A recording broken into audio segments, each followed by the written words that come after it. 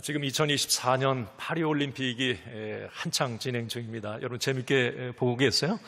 제가 가끔 하이라이트를 이렇게 보면서 이제 메달 소식이 전해질 때마다 그 메달 받는 그 경기 하이라이트 정말 짜릿하고 감동과 또 이 즐거움을 우리에게 줍니다. 그런 생각이 들었어요. 선수의 특권은 무엇일까? 그것은 실력입니다. 경력도 아니고 과거의 수상 이력도 아니고 잘생긴 외모도 아닙니다.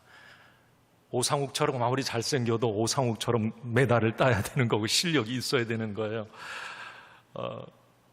선수의 영광은 뭘까? 그것은 메달이죠. 수많은 선수들이 올림픽에 출전하지만 메달을 받는 선수와 받지 못하는 선수가 있습니다. 다 수고했어요. 그렇지만 메달로 희비가 엇갈리는 것 어쩔 수가 없습니다. 선수의 영광은 메달입니다. 이것을 믿음에 적용해 보면 우리 그리스도인의 특권은 무엇일까? 직분일까? 신앙의 연수일까? 내가 어떤 교회 다닌다, 어떤 교단에 소속됐다, 그거일까? 여러분, 아닙니다. 그리스도의 특권은 믿음입니다. 복음을 나의 복음으로 누릴 수 있는 믿음입니다. 그리스도의 영광은 무엇일까? 선수의 영광은 메달인데 우리 그리스도인의 영광은 천국입니다. 믿음의 최종 목적은 천국입니다. 믿음의 실력은 결국 천국에서 희비가 엇갈릴 것입니다. 사랑하는 성도 여러분, 진짜 믿음의 실력을 갖춘 그리스도인들이 되시기를 간절히 원합니다. 그 믿음으로 복음을 나의 복음으로 누리고 그 믿음의 실력으로 언젠가 내 생명 마치는 그날 구원과 영생과 천국의 영광스러운 메달을 다 받아 누리는 저와 여러분들이 되길 간절히 소원합니다. 이제 오늘 로마서 3장 말씀을 보셨는데요. 로마서 1장, 2장 이제 바울은 그렇게 선언합니다. 유대인이든 헬라인이든 도덕적인 사람이든 악한 사람이든 모든 사람은 하나님의 진노 아래 있습니다. 심판을 피할 수 없다는 말입니다. 바울의 이 선언, 모든 사람은 죄인이다, 심판받는다, 이 바울의 말을 듣고 가장 발끈했던 사람들이 누구일까요? 유대인들이었습니다. 유대인들은 그런 생각에 늘 사로잡혀 있었습니다. 자기 자신들은, 유대인들은 하나님께 최초로 선택받은 민족이고 성경의 이 모든 말씀 율법도 가장 먼저 받은 민족이라고 하는 겁니다. 그리고 그 받은 율법도 잘 지켰다. 그런데 왜 우리가 하나님의 진노 심판을 받아야 하느냐는 겁니다. 이방인들은 몰라도 우리는 하나님의 심판 받지 않아도 되지 않느냐는 겁니다. 이 부분에 대해서 바울은 분명하게 말합니다. 당신들도 하나님의 진노 아래 있습니다. 당신들도 하나님의 심판 받습니다.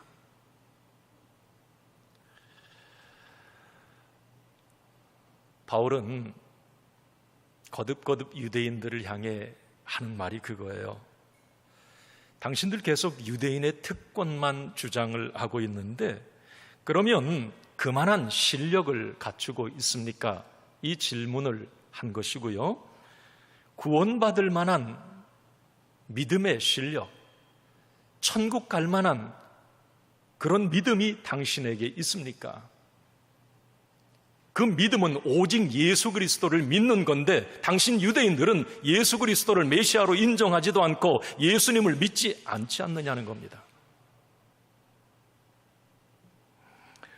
어쨌든 로마서 1장, 2장에 이 로마서를 이제 받아들었던 당시 로마에 있는 어떤 그리스도인들, 그 로마 그리스도인들은 뭐 이방인들도 교회에 들어왔겠고 유대인들도 교회에 들어왔을 거예요. 그런데 특별히 유대인들은 이 로마서를 보고 아마 크게 분노했으리라 생각됩니다. 바울은 이걸 알고 있었어요. 워낙 따끔한 이야기를 퍼부어댔거든요. 이 바울 입장에서는 바울도 유대인이었기 때문에 이 로마서를 받아들었던 유대인들, 그들의 입장에서 분명히 이런 질문을 할 거다, 이런 생각을 바울은 했습니다. 그래서 바울은 3장 1절부터 로마서를 읽는 그 유대인들이 제기할 법한 그런 가상 질문 3가지를 바울은 스스로 유대인으로서 질문해보고 그 질문에 답을 합니다. 왜? 이 로마서를 읽는 유대인들은 그런 질문을 할 거거든요. 그럼 그 답을 이제 바울은 제시를 합니다. 제가 지난 시간에 그 유대인들의 3가지 질문 던지는데요, 지난 시간 한 가지 우리 질문 살펴봤어요. 그 질문이 참 어리석고 궤변 수준입니다. 유대인들의 질문이. 그래서 우문현답, 어리석은 질문과 바울의 현명한 대답, 제가 그렇게 이제 말씀을 전했는데, 이것은 어쩌면 우리의 질문이기도 해요. 가끔 여러분 유대인만 이런 질문하는 게 아니라 이걸 깊이 꿰뚫어 보면 우리도 이런 질문을 할 수 있어요. 자, 그러면 한번 살펴보도록 할게요. 우문현답, 좀 이 부분을 살펴보고 오늘 말씀으로 좀 이어가도록 합니다. 유대인들의 첫 번째 질문은 이거였습니다. 로마서를 읽는 유대인들은 이 질문을 던질 거라는 겁니다. 1장, 2장, 특별히 이 부분을 보고 유대인들은 이렇게 말할 거라는 거예요. 한번 읽어봅시다. 시작. 유대인의 나음 장점이 무엇인가? 유대인들은 이런 질문을 합니다. 당신이 자꾸 바울 당신이 우리도 하나님의 진노 아래에 있다고 하는데 우리는 그건 납득할 수 없습니다. 왜? 우리는 하나님께 선택받은 민족이고 아까 말씀드렸듯이 하나님의 말씀도 가장 먼저 받은 우리가 유대인인데 우리도 하나님의 진노 아래에 있다면 그러면 유대인이라서 좋은 점이 뭡니까? 바울에게 이 질문을 한 겁니다. 1절을 한번 같이 다시 한번 읽습니다. 시작. 그런즉 유대인의 나음이 무엇이며 할례의 유익이 무엇이냐? 이에 대해서 이 바울은 그렇게 대답하죠. 유대인이어서 우리는 정말 많은 복을 받았습니다. 2절입니다. 시작. 범사에 많으니 우선은 그들이 하나님의 말씀을 맡았음이니라. 우리 유대인들은 정말 많은 축복과 특권을 가진 민족이라고 말을 합니다. 특별한 민족이라는 겁니다. 유대인들은 이 복이 넝쿨채 들어온 거예요. 사실 하나님께 선택받았지요. 믿음의 조상도 자기 유대인 자기 조상이지요. 하나님의 말씀도 가장 먼저 받았지요. 메시아도 그 유대인을 통해서 오셨지요. 이건 유대인이라서 나은 점, 받은 복이 너무 많아요. 바울은 그 부분에 대해서 범사에 많으니 이렇게 얘기를 합니다. 특별히 하나님의 말씀을 받았다고 하는 건 가장 큰 복이라고 얘기를 해요. 그런데 이 사도 바울이 유대인들이 다른 민족에 비해서 이렇게 많은 특혜와 특권을 가진 건 맞지만 단 한 가지는 예외라고 말을 합니다. 그것은 바로 죄 문제에 대해서는 예외입니다 라고 딱 선언합니다.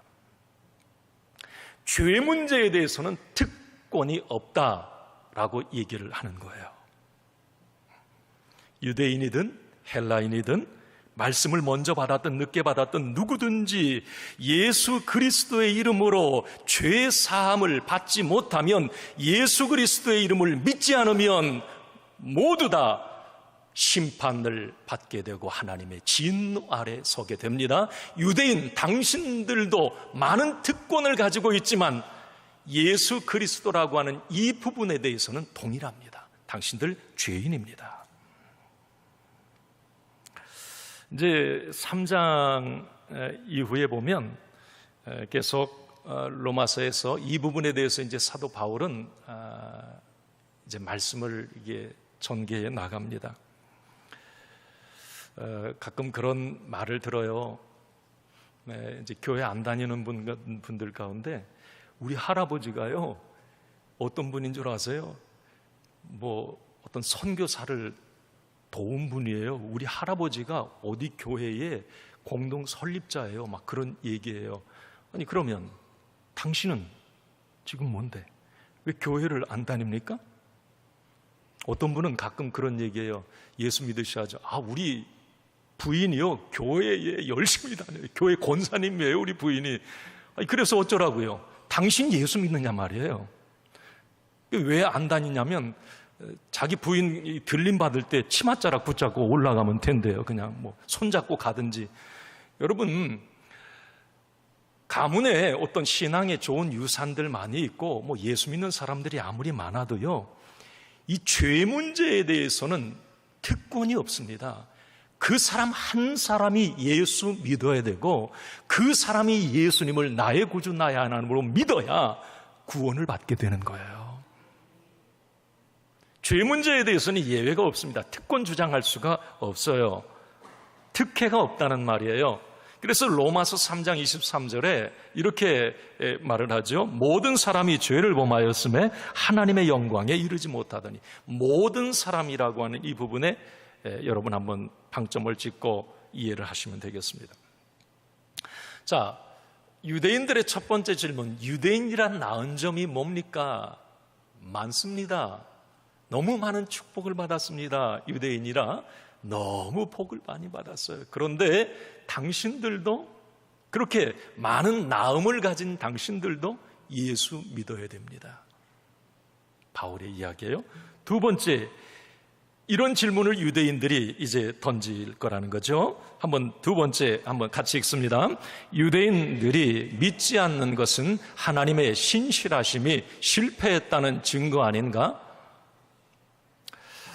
제가 이제 여러분 유대인들이 제기하는 이 세 가지 질문 1절부터 8절까지 지난주에도 이게 잘 이해가 안 될 거라고 말씀을 드렸어요.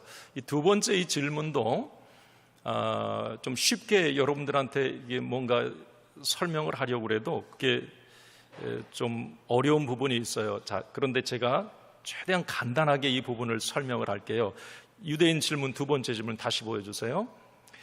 다시 한번 읽어봐요. 시작. 유대인들이 믿지 않는 것은 하나님의 신실하심이 실패했다는 증거 아닌가?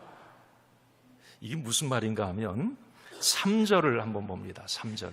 유대인들의 질문이었어요. 시작. 어떤 자들이 믿지 아니하였으면 어찌하리요? 그 믿지 아니함이 하나님의 미쁘심을 패하겠느냐? 이해가 되세요?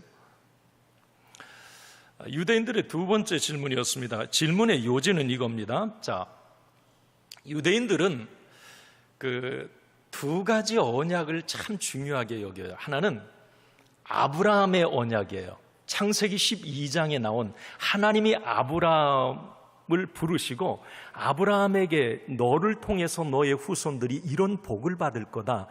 그걸 아브라함의 언약이라고 그래요. 유대인들은 겉뜻하면 이 아브라함의 언약을 얘기하면서 기도했고 하나님의 복을 구했어요. 또 하나가 다윗 언약입니다.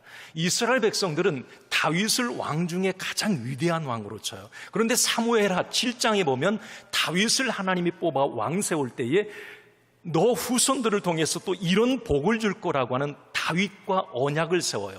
그래서 유대인이라면 이 아브라함의 언약, 다윗의 언약을 다 기억하고 있어요.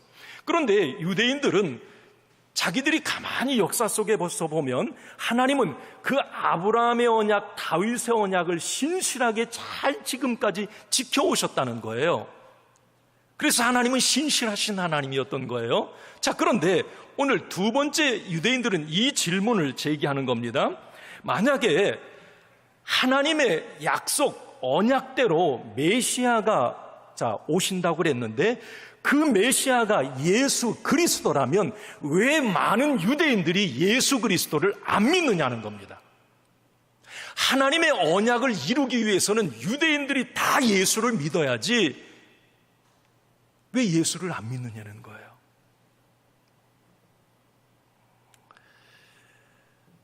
이것은 하나님이 그 언약에 대해서 더 이상 신실하지 않다는 증거 아닙니까? 이건 참 억측 중에 억측이에요. 자기가 예수 안 믿어놓고 그걸 하나님 탓하는 거거든요, 지금. 하나님은 약속을 안 지키는 분이라는 거예요. 하나님은 신실하지 않은 분이기 때문에 자기들이 지금 그 메시아를, 예수 그리스도를 안 믿고 있다는 겁니다. 이 질문에 대해서 바울은 4절에 이렇게 대답을 합니다. 4절 한번 읽습니다. 그럴 수 없느니라. 사람은 다 거짓되되 오직 하나님은 참되시다 할지어다. 기록된 바 주께서 주의 말씀에 의롭다함을 얻으시고 판단받으실 때에 이기려 하심이라 함과 같으니라. 바울이 두 번째 질문에 대해서 이렇게 말하는 겁니다. 하나님은 더 이상 신실한 분이 아니라고요? 절대 아닙니다. 당신들이 예수 믿지 않는 것은 하나님이 변해서가 아니라 당신들이 그 약속을 믿지 않았기 때문입니다. 하나님이 변한 게 아니라 당신들이 변한 겁니다.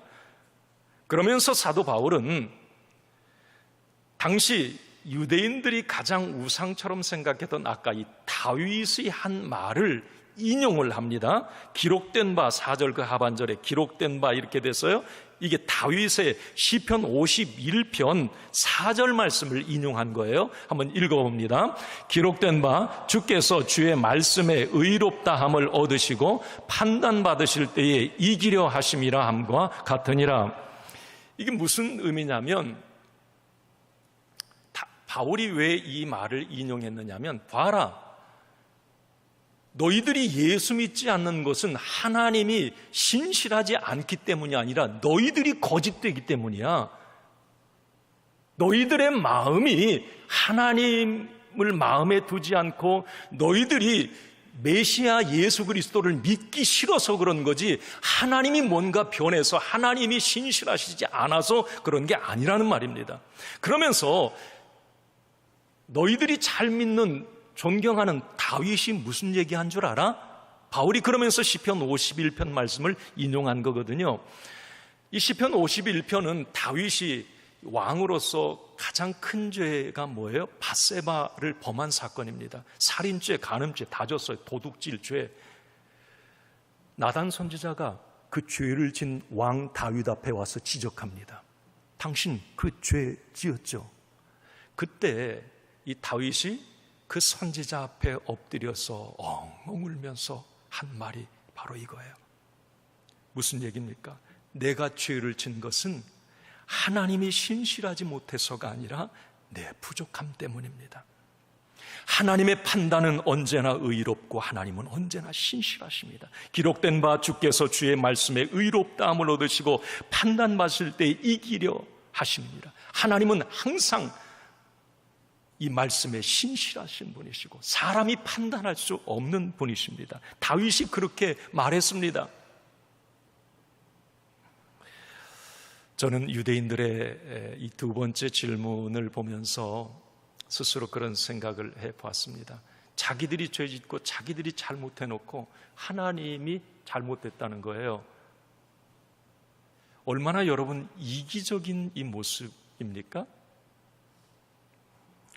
자기 주제 파악을 못하고 있는 거죠. 지금 유대인들은 남 탓하고 결국은 하나님 탓까지 하기 시작을 했습니다. 여러분, 가끔 그런 생각이 들어요. 우리가 예수 믿으면서 내가 원하는 답이 나오지 않을 때 우리는 하나님을 의심하는 경우가 있습니다. 오늘 두 번째 유대인들이 질문한 이 질문처럼 말입니다. 하나님이 잘못되고 하나님이 틀렸고 하나님이 원망받으셔야 되고 왜 내 답이 안 나왔기 때문에. 지금 유대인들은 그런 생각을 하면서 이 질문을 하는 거거든요. 왜 저는 현대 그리스도인들이, 신앙인들이 가장 경계해야 될 게 뭐냐면 이 신앙의 실용주의가 아닐까 생각합니다. 여러분, 실용주의가 뭐예요? 나에게 이익이 되면 맞고 나에게 이익이 안 되면 틀렸다. 이게 실용주의 아닙니까? 신앙의 실용주의도 다분히 있을 수가 있는 겁니다. 하나님도 나에게 유익이 되고 나에게 뭔가 좋은 것을 주면 아유, 하나님 맞아요. 하나님 사랑해요. 뭔가 내가 원하는 것을 주지 않고 노답일 때에는 하나님 틀렸어요. 잘못됐어요. 하나님 원망하는 것. 이게 유대인의 근성인데 이게 신앙의 실용주의가 아닐까 생각을 합니다. 여러분, 이런 차원에서 한번 그런 질문을 던져보세요. 어떤 교회가 좋은 교회일까? 신앙의 실용주의자들은 그런 얘기합니다. 나에게 좋은 교회, 나에게 유익을 주는 교회, 이 교회가 좋은 교회야. 무턱대고 그렇게 말할 수 있어요. 여러분, 그게 아니지요. 진짜 좋은 교회는 복음이 살아있고 성령이 역사하고 말씀이 살아있는 분명한 성경적 기준을 가진 교회가 좋은 교회라고 말해야 되는데, 나에게 좋으면 좋은 교회고 나에게 뭔가 유익을 주지 않으면 다 나쁜 교회예요. 이게 현대 그리스도인들 가운데 이런 생각들을 많이 가지고 있는 거예요. 지금 유대인들은 자기에게 좋으면 그건 하나님이 신실하시고, 뭔가 자기가 메시아 예수를 믿고 싶지 않아, 구원자로 믿고 싶지 않은 거예요. 내게 유익이 되지 않으면 뭐예요? 하나님이 신실하지 않은 거예요. 하나님의 언약도 틀렸어. 이렇게 얘기해 버리는 거예요.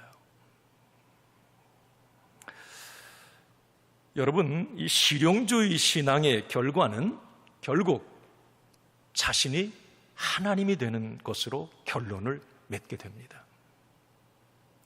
이것이 바로 에덴 동산에서 그 모델을 제시해 주고 있는 거예요. 아담과 하와, 보암직도 하고 먹음직도 한 선악과, 그게 나에게 유익이 된다면 하나님 제껴놓고 그것을 나의 것으로 실용주의. 왜? 그것이 하나님보다 나의 유익이 되니까. 그것이 하나님이에요. 그 시작과 끝을 우리는 잘 알고 있단 말이죠. 사도 바울도 이 부분에 대해서 분명히 알고 있는 거예요. 유대인들의 어떤 그런 얼토당토한 궤변 수준의 그런 질문, 내가 옳으면 하나님도 옳고 내가 틀리면 하나님도 틀렸다, 이건 잘못됐다고 오늘 지적을 하는 겁니다. 이 지적은 바로 오늘 이 시대를 살아가는 저와 여러분들을 향한 지적일 수도 있는 거죠. 여러분, 진짜한 믿음이란 뭘까? 어줍지 않은 내 기준, 내 판단을 내려놓고 신실하신 하나님의 기준을 붙잡는 것입니다. 나의 거짓됨, 나의 부족함을 솔직히 인정하고 신실하신 하나님을 끝까지 신뢰하는 것입니다. 살면서 어떤 노답이 주어져도 유대인처럼 하나님을 의심하는 게 아니고, 하나님이 뭔가 능력이 없어서 하나님이 안 계셔서가 아니고, 그걸 믿음으로 기다릴 줄 아는 하나님은 변함이 없으시고, 여전히 하나님은 능력이 많으시고, 하나님은 살아계신 분입니다. 합력의 선을 이루실 것을 믿습니다. 이 믿음을 갖는, 이게 진짜 믿음의 실력자들이라고 하는 것이죠. 여러분, 야고보서 1장 17절 하반절에 이렇게 말하잖아요. 한번 읽습니다. 그는 변함도 없으시고 회전하는 그림자도 없으시니라. 아멘. 하나님은 변함이 없으세요. 변하면 내가 거짓되고 내가 변할 수 있는 거지, 하나님은 변함이 없으십니다. 능력과 신실함에, 그 언약에 변함이 없으신 분이십니다. 바울은 바로 이 부분에 대해서 오늘 말씀을 하고 있어요. 이제 바울의 입장에서 유대인들이 이 두 번째 질문 이 정도까지 다 했는데, 답을 이제 명쾌하게 제시를 했어요. 세 번째, 이건 진짜 궤변입니다. 유대인들이 여기까지 나갈 거라는 거예요. 세 번째 유대인의 질문, 우문현답입니다. 시작. 유대인들의 불의가 결국 하나님의 의를 드러내지 않는가? 5절 상반절을 좀 한번 보여주세요. 세 번째 유대인들의 질문이었습니다. 시작. 그러나 우리 불의가 하나님의 의를 드러나게 하면 무슨 말을 하리요? 이게 무슨 말인가 하면요, 유대인들이 그런 얘기를 하는 거예요, 바울에게. 바울, 당신이 자꾸 우리가 하나님의 진노, 하나님의 심판을 받는다고 하는데 우리는 그렇게 생각 안 해. 왜? 우리의 불의, 거짓과 죄가 오히려 하나님의 의를 더 확실히 드러내기 때문이라는 거예요. 이게 무슨 말입니까? 이게 뭐예요 이게? 다시 말씀드립니다. 내가 죄짓고 막 이렇게 불의하게 살면 우리 하나님이 의롭다는 것이 더 많이 드러나기 때문에 나는 계속 앞으로 죄짓고 살아도 괜찮지 않습니까? 오히려 나는 하나님께 상 받아야 될 사람이에요. 왜? 내 불의가 하나님의 의를 더 확실히 풍성하게 드러내기 때문입니다. 7절 그 비슷한 얘기가 오늘 보면 7절에 나오죠. 읽습니다. 그러나 나의 거짓말로 하나님의 참되심이 더 풍성하여 그의 영광이 되었다면 어찌 내가 죄인처럼 심판을 받으리요. 야, 이게 제가 그런 생각이 들어요. 이 억측이잖아요, 이건. 아니, 이런 얘기잖아요. 어떤 자녀에게 그 자녀가 예를 들어요. 자꾸 도둑질을 하고 자꾸 해요. 어느 날 잡아가지고 야, 너 임마 왜 그렇게 도둑질해? 그랬더니 그 자녀가 하는 말이 뭐냐면 내가 이 도둑질해야 우리 아버지의 정직함과 의로움과 우리 아버지가 잘 사는 게 반듯하게 잘 사는 게 드러나기 때문에 내가 이렇게 계속 나는 앞으로 도둑질하며 살 거예요. 그래야 우리 아버지가 더 착한 분으로 이게 드러나니까. 이 이야기거든요. 유대인들이 지금 이 이야기하는 걸 여러분도 말도 안 돼가지고 지금 뻥 치고 계신 것 같아요. 지금. 사실 사람이 한번 뭔가 조금 엇나가면 진짜 황당한 상황에 이르는 거예요. 이단들 한번 보세요. 그 사람들 도대체 우리는 논리적으로 뭔가 전혀 맞지 않는 부분에 대해서 그걸 막 옳다고 우기고 이렇게 막 하는 거 보면 정상적 이성적 판단을 가진 사람도 교회 안 다니는 사람도 그 분명히 잘못된 건데 그 옳다고 우기는 거예요. 지금 유대인들이 그런 상황인 겁니다. 자신들의 어떤 불의가 하나님의 의의를 더 드러내기 때문에 계속 우리는 불의를 저지르고 우리의 불의는 그래서 하나님의 심판, 진노를 받지 않아도 되는 거 아닙니까? 바울이 대답을 합니다. 5절 하반절 6절에 보면 그 부분에 대해서 이렇게 대답을 하죠. 시작. 내가 사람이 말하는 대로 말하노니 진노를 내리시는 하나님이 불의하시냐? 결코 그렇지 아니하니라. 만일 그러면 하나님께서 어찌 세상을 심판하리요? 너희들의 주장대로 너희의 불의가 하나님의 심판을 피할 수 있다면 그러면 이방인들의 불의에 대해서 심판하시는 거에 대해서 너는 어떻게 생각하느냐 이 말입니다. 그러니까 이스라엘 백성들은 그랬어요. 역사 속에서 이렇게 하나님의 어떤 그 정의, 하나님의 의는 불의를 반드시 심판하신다. 유대인들은 역사 속에서 그걸 보고 알고 있는데 지금 우기는 거예요. 예를 들어서 바벨론을 심판하시고 지금 자기들이 로마의 억압하에 있었기 때문에 아마 로마도 불의하기 때문에 심판을 했으면 좋겠다 그 생각을 하고 있었을 거예요. 유대인들 자기들조차도 뭔가 우상숭배하고 죄를 지었을 때 불의했을 때 바벨론 포로로 끌려가는 하나님의 심판을 그걸 알아요.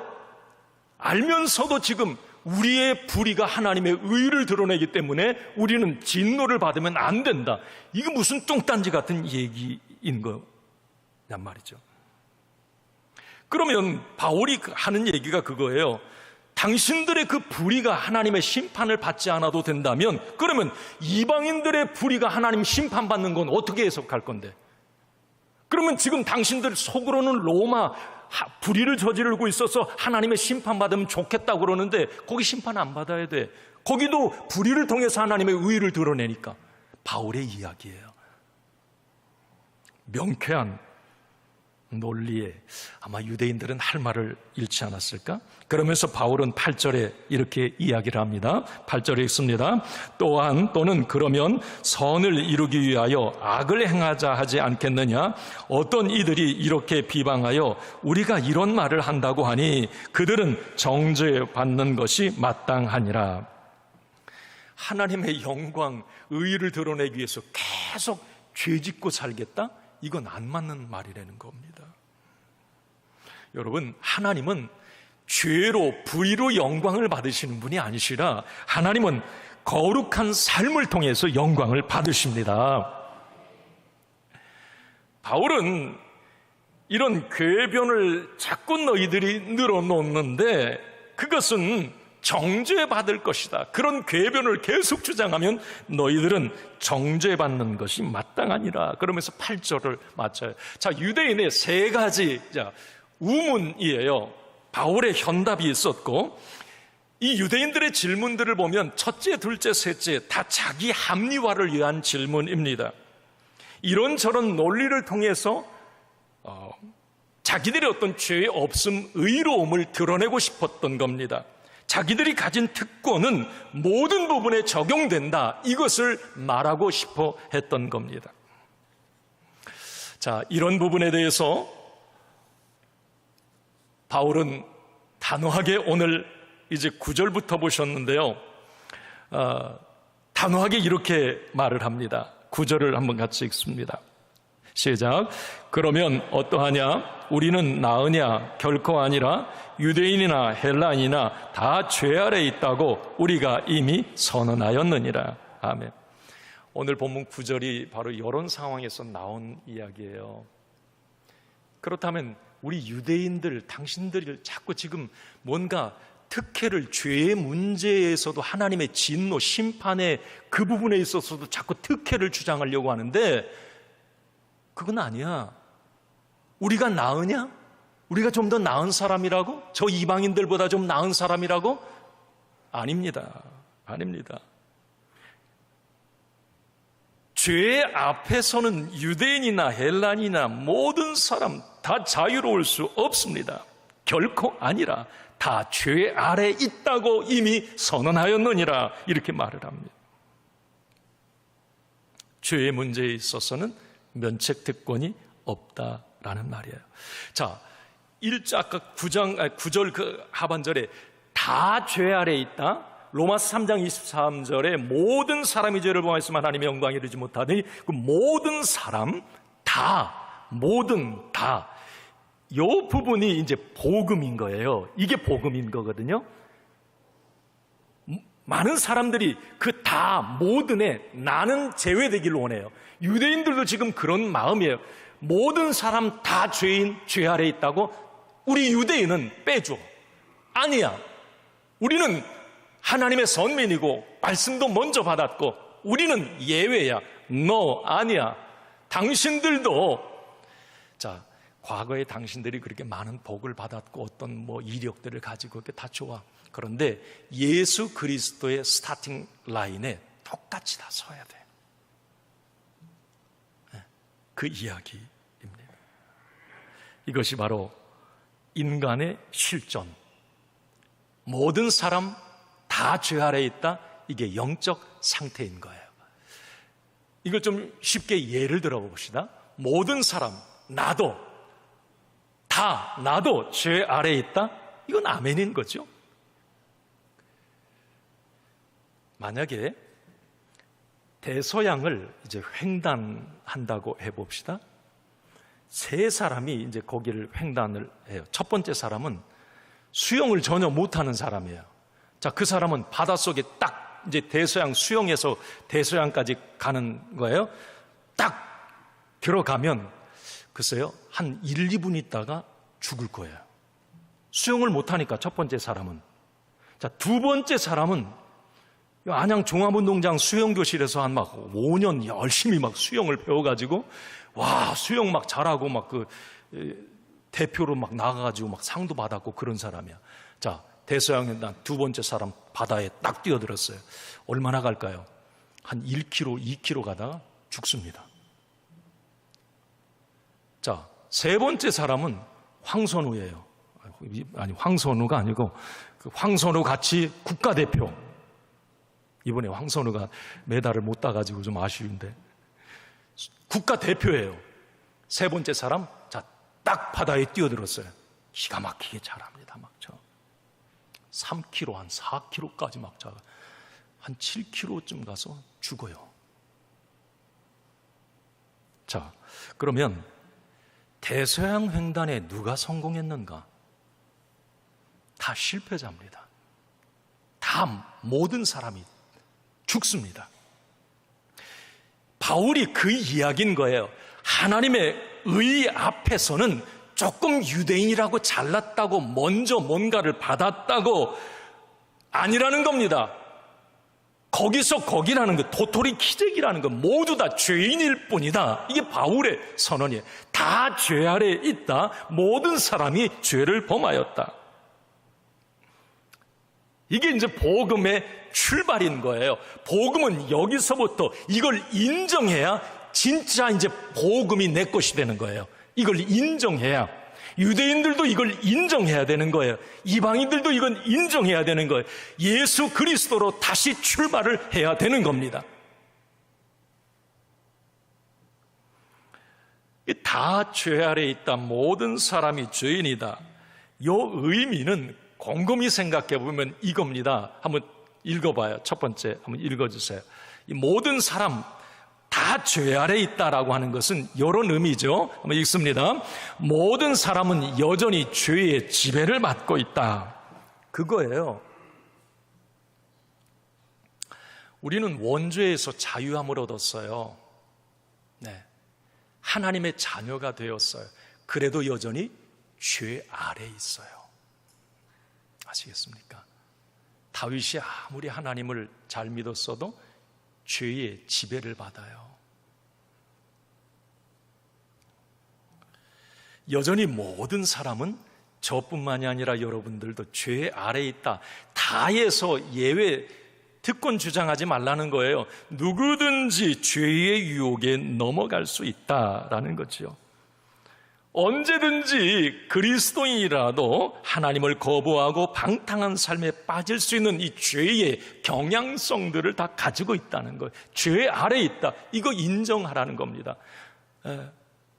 이 유대인들은 꽤나 지난번에도 말씀드렸듯이 안식일법 지키는 데에도 수십 가지의 세칙을 만들어서 자기들이 지킨다고 그래도 죄를 범하는 부분들이 많다는 거예요. 여전히 죄 아래에 있을 수밖에 없다는 겁니다. 그러니까 여러분 가끔 뉴스 기사를 보면서 실망하지 마세요.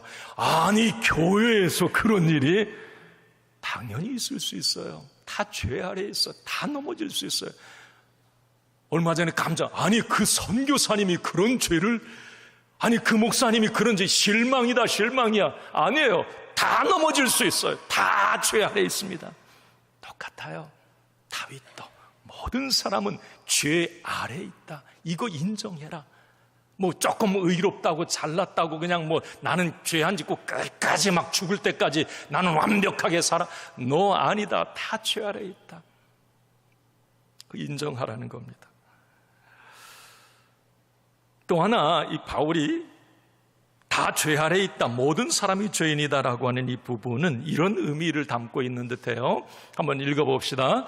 내가 죄인이라는 것을 인정하는 것이 신앙의 출발이다. 그거 같아요. 그게 관문인 것 같아요. 죄인이라고 하는 것을 인정해야 복음이 들어오는 거예요. 이 문을 꽉 닫고 있는데 나 죄인 아니야. 나는 의로워. 나는 율법으로도 돼. 이거 빗장치고 있으면 예수 그리스도가 들어올 수가 없는 거잖아요.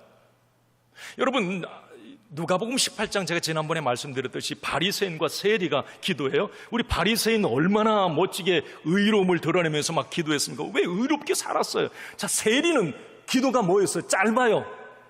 주여 저를 불쌍히 여겨주시옵소서. 저는 죄인입니다. 이 불쌍히 여겨달라는 거하고 죄인이라는 거였어요. 자, 그런데 나중에 누가 의롭다 하심을 받고 돌아갔느냐. 자, 의롭다라고 하는 거 여기 방점 찍으세요.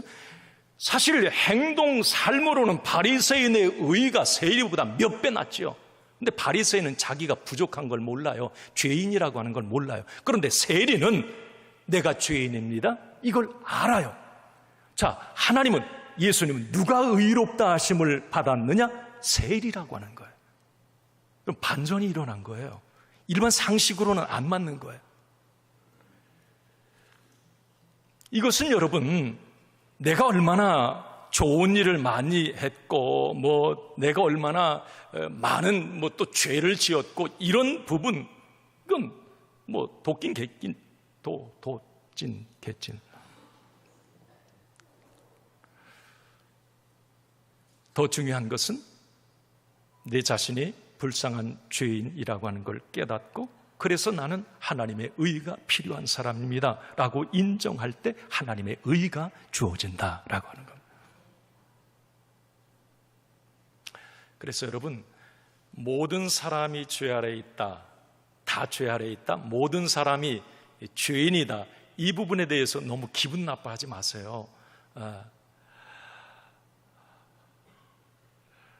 내가 왜 죄인이냐고. 어떤 분은 그래, 우리 남편은 법 없이도 살 사람이에요. 아니, 그래요. 맞아요. 그렇게 착하게 윤리적으로 도덕적으로 사는데 그 사람도 역시 죄 아래에 있다라고 하는 게 성경적 선언이에요. 예수 믿고 구원받아야 된다. 복음 예수가 필요한 사람이라고 하는. 여러분, 예전에 실제적으로 그 미국에서 있었던 일 가운데 아마 그 목사님이 그랬대. 주일날 강단 목사님을 향해 총을 쏘는 총격 사건이 한번 일어났었죠. 왜 그랬어요? 그 목사님이 자꾸 이 죄에 대해서 말을 하는 거예요. 내가 가만히 생각해 보니까 로마서 강해를 한 듯 싶어. 내가 이 진짜 이거 1장 2장 말씀 들으면 이 쥐구멍이라도 어디 숨고 싶어요. 저 자신도 그렇고, 이거 도대체 내가 뭘 그렇게 잘못했는데 막 유대인 신랄하게 지적을 합니다. 먼저 예수 믿은 사람 뭐가 잘못, 막 지적을 해야 돼요. 아마 로마서 말씀을 강의하지 않았나 그런 생각이 들어요. 그런데 어쨌든 그 목사님이 계속 죄에 대해서 얘기하니까 세 가족이 세 신자가 나왔는데 좀 위로받고 싶어서 나왔는데 그냥 말씀이 계속 모든 사람은 죄입니다. 막 당신 이런 그러니까 그 다음 주에 와가지고 이 강단을 향해 총을 쐈어요. 권총을. 목사님이 안 맞고 슉 피해가. 어쨌든 안 맞고 살았어요. 그 다음 주에 우리 코로나 때 이 쉴드 했던 그 투명 그 방탄 유리를 하고 그리고 이제 설교를 했다고 합니다. 여러분, 누구든지 이게 내가 죄인이, 유대인들 같은 경우는 더 발끈하는 거예요. 당신들마저도 의롭다고 생각하는 당신들마저도 죄인입니다라고 그랬을 때 아마 바울을 향해 총 쏘고 싶었을 겁니다. 여러분, 저를 향해 총은 쏘지 마세요. 로마서 1장 2장 하면서 아마 속 뒤집어지고 따끔하게 막 스스로 책망 맞고 그런 분들 아마 있을 거예요. 속상해 하지 마세요. 말씀 복음이니까. 이 로마서 강의하면서 제가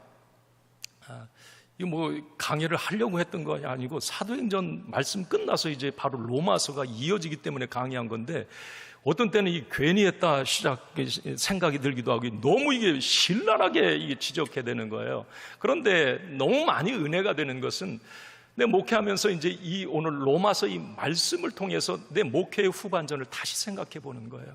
내가 어떤 자세로 살아야 될지 이 부분에 다시 점검하는 체크 포인트가 이 로마서. 그게 참 은혜가 돼요. 이제 좀 부담을 넘어서 좀 이 부분이 너무 은혜가 된다.